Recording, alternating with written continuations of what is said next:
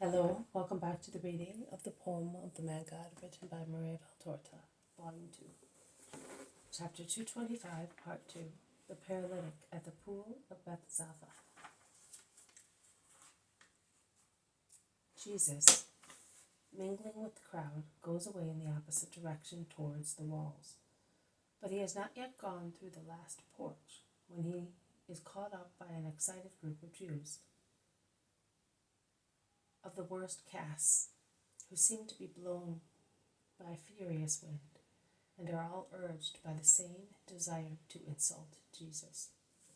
They look, they search, they scan people's faces, but they are not successful in finding out who it really is. And Jesus goes away, while they, disappointed as they are, following the information of the guards, rush at the poor but unhappy man who has just been cured, and they reproach him, saying, "Why are you taking this bed away? It is the Sabbath. You are not allowed." The man looks at them and says, "I know nothing.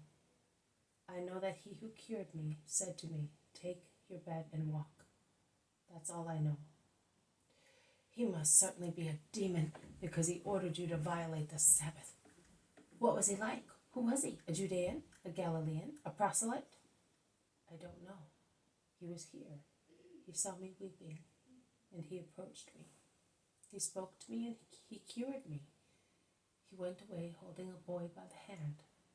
I think it was his son, because he is old enough to have a son of that age." "A boy? Well, it is not he. What did he say his name is? Did you not ask him? Don't tell lies." "He told me that his name is Piety." "You are a fool. That's not a name."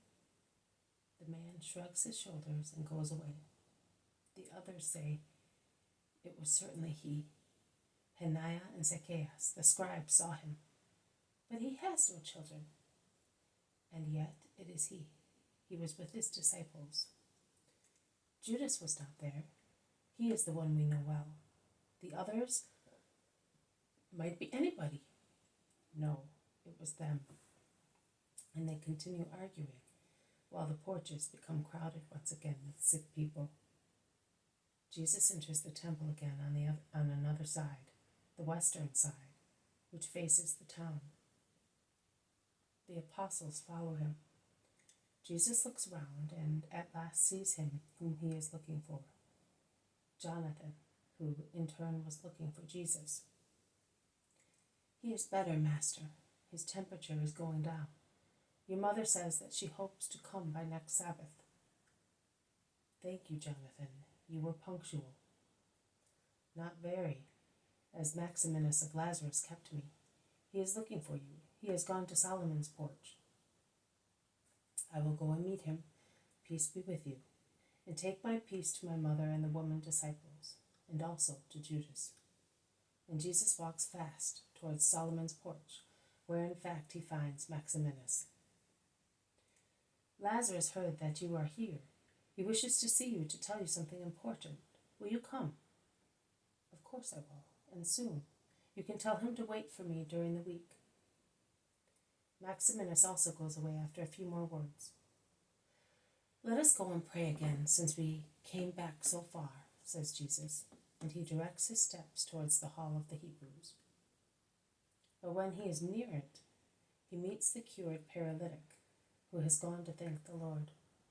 The happy man sees Jesus among the crowd, greets him joyfully, and tells him what happened at the pond after he left.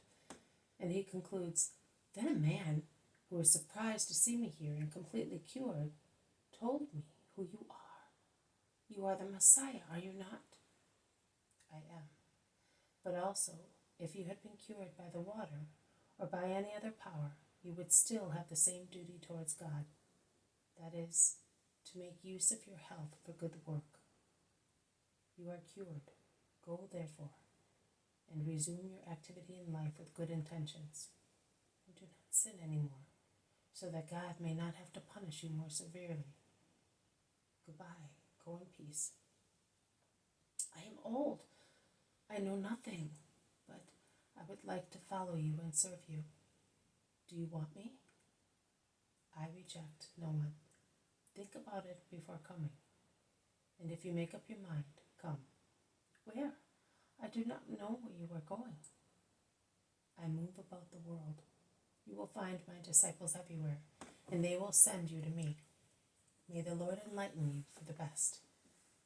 Jesus now goes to his place and prays. I do not know whether the cured man has gone spontaneously to the Judeans or the latter, being on the lookout, have stopped him to find out whether the man who was speaking to him was the one who had cured him.